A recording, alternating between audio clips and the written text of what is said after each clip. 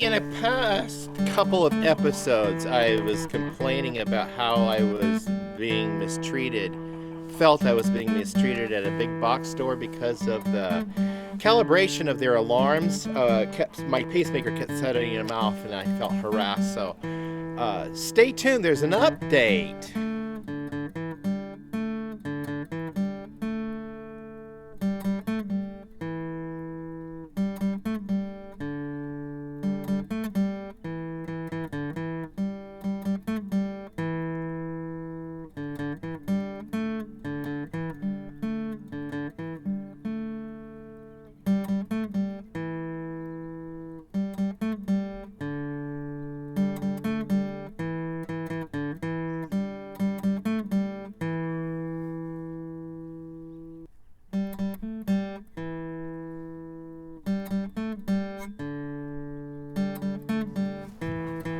Hello, folks. Welcome back to Pine Meadows Hobby Farm. I'm your host, Jerry Hansen. I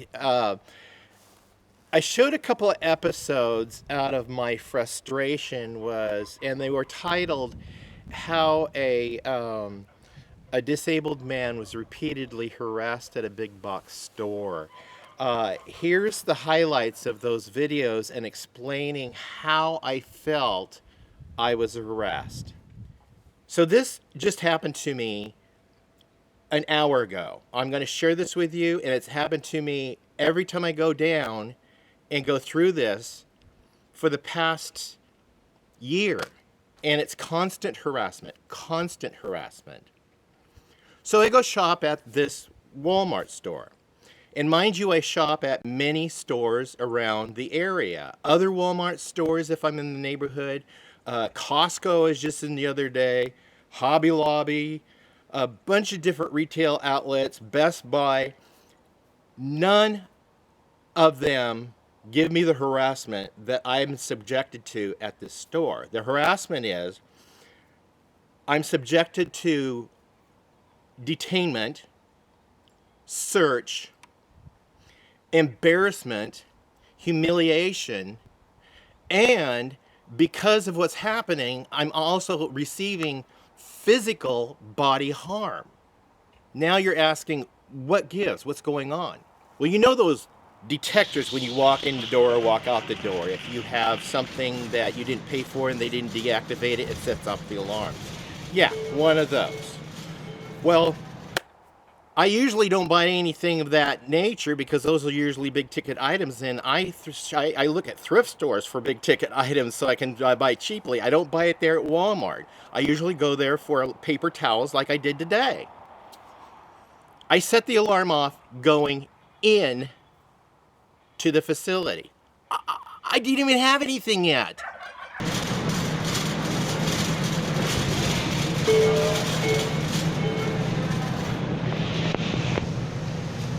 See, that's what happens every time I come in to this place. I come in and I go out and I set it off. So I went and got my paper towels. I came out.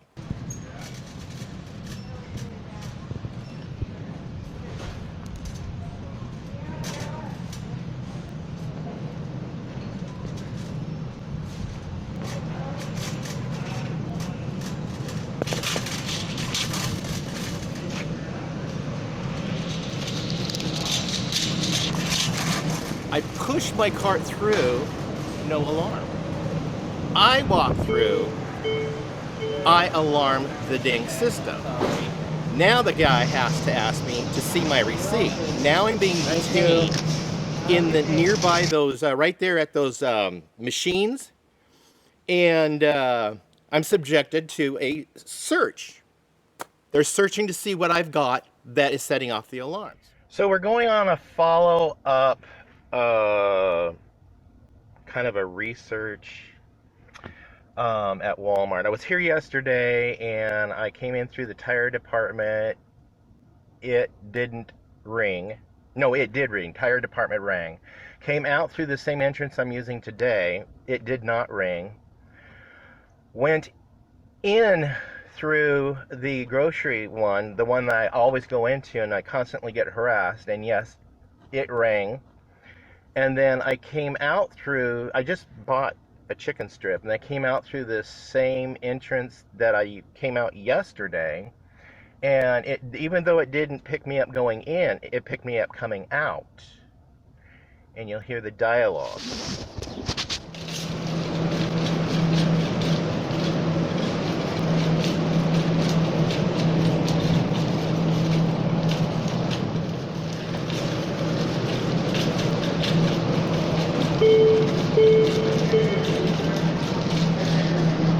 I have a pacemaker. My pacemaker sets it off. Oh, okay, you're all good. So the sensitivity is set too high. They all do. They do that for a bunch of Yeah. places. They don't have pacemakers. Sometimes they'll be carry something. Now, to explain and go a little bit in depth, this may be over the heads of some, but I'll try to keep it as simple as possible. In the previous show on this subject, I revealed to you guys I have a pacemaker. The pacemaker is what's setting it off. That's not the problem. Well, their sensitivity is set too low, too high, however they sense it, you know, because they need to adjust and calibrate the sensitivity on this equipment down to the level to pick up their tracking devices in the store, not implantable medical devices. And here's where it comes to be a problem for me personally. Now, I understand there's people with cochlear implants, with pain stimulators in their torso to stimulate pain in their, to stimulate their spine to keep it from being so painful. There's others with implanted medical devices that monitor and inject insulin for blood sugar. And I've talked to some people, and yes, their devices do set those things off because they're not calibrated correctly. Now, here's where it gets tricky. With a person with a pacemaker, I am a cardiac rhythms monitor tech. That's my vocation I work at in the hospital. So now it lends me a little bit of credibility on what I know what I'm talking about here. I also went to college and got a degree in pursuing the nursing program, so I have some information. Plus, I have a pacemaker. I work with cardiologists. They know better than me, but I know what I'm looking at when I'm watching a patient who has a pacemaker, and that pacemaker is not functioning appropriately, and it can cause problems. This is where it becomes a grave concern for me, being detained at those sensors. I showed you in the handbook in the previous episode that the handbook says we are not to linger at those sensors in libraries or retail sensors, security sensors. We're not to linger there. There's a reason why. They emit an electrical magnetic field that interrupts the pacemaker's ability to sense and capture. So what I'm saying is, this electromagnetic field confuses the pacemaker, thinking that it can't sense my heart beating. And if my heart is beating on its own and regular, I go through it and I'm delayed at that device. Now it's causing my pacemaker to not interpret my heart. It just starts beating at its intrinsic rate itself. So now my heart is beating irregularly. That's a problem. I've seen this happen on the monitors, and we have to intervene medically. One of the issues is I've seen at work is it can cause an R on T. Your cardiac rhythms consists of P, Q, R, S, T waves. That's what they designated for measuring a cardiac rhythm. So when you get an R wave on a T wave, that can launch a patient's heart into one of maybe 3 deadly rhythms, potentially deadly or harmful rhythms. One deadly rhythm is what we call torsades de pointes. That is, it's French. It means twisting of the points. That needs immediate intervention. Immediate intervention. Also, it can cause a patient to go into ventricular fibrillation, or VTAC. That also needs immediate attention. A patient will become symptomatic and perhaps become unconscious because of the episode if their heart sustains it. I'm explaining this to you guys because this is important to me. This is really important to me, and it's important for the message to get out to everybody and all retailers who are using these devices. Get your proper training at calibrating these devices appropriately, because you're bringing harm to people, the community, who have disabilities and have medical implants, especially pacemakers. It can also cause atrial fibrillation. And when my heart is being confused at that moment while I'm being detained within the sensor area, my heart is doing that. So what happens is you have 4 chambers in your heart. You have the left and right atrial chambers, and you have the left and right ventricular chambers. And your heart pumps like this. It squeezes all the blood out down into your ventricles, and then your ventricles squeeze the blood out and goes out to your body or goes to your lungs. One side of the heart deals with the lungs, the other side of the heart deals with all of the rest of your body. Now, those who are in charge of setting these devices or calibrating these devices obviously don't have a clue on the harmful effects they can have on an individual. My question is, how many customers have collapsed at those devices while they were being detained? And here's one of the reasons why. And this is what I'm afraid for me too, because I have a pacemaker. What happens is, if your blood doesn't squeeze out from the heart all the way, you got a little pool of blood in the corner of your heart that begins to coagulate. Then when your heart recovers, you now have a blood clot. It depends on what side of the heart you're on. It'll either go to the lungs, which will cause a pulmonary embolism, which causes shortness of breath and chest pain. Another one is it ejects, the other half of the heart, it goes out to the peripherals, your arms, your legs, your brain. A blood clot going to your brain can cause a stroke. That's why I'm bringing this to the attention of you guys. Be aware. Retail outlets who are using these devices also need to be aware. Yeah, so what I did, I reached out and sent links to those 2 shows to their headquarters back in Bentonville, Arkansas. And then I also reached out by phone because of COVID. They can't meet with anybody.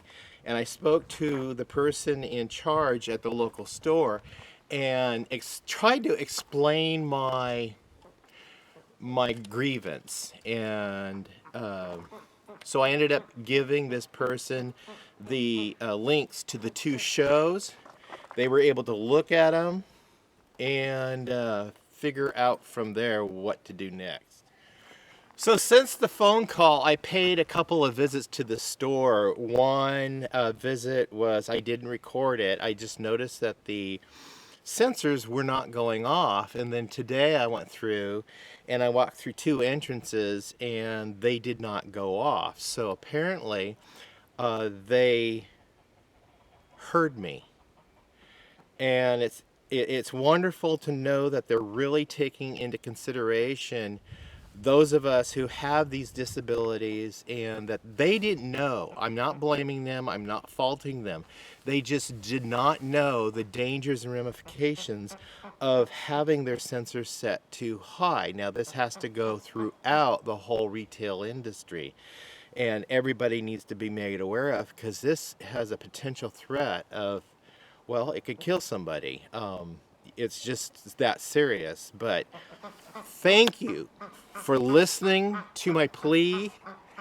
I am a happy shopper now. Thank you. That's all I have to say about that. Thank you.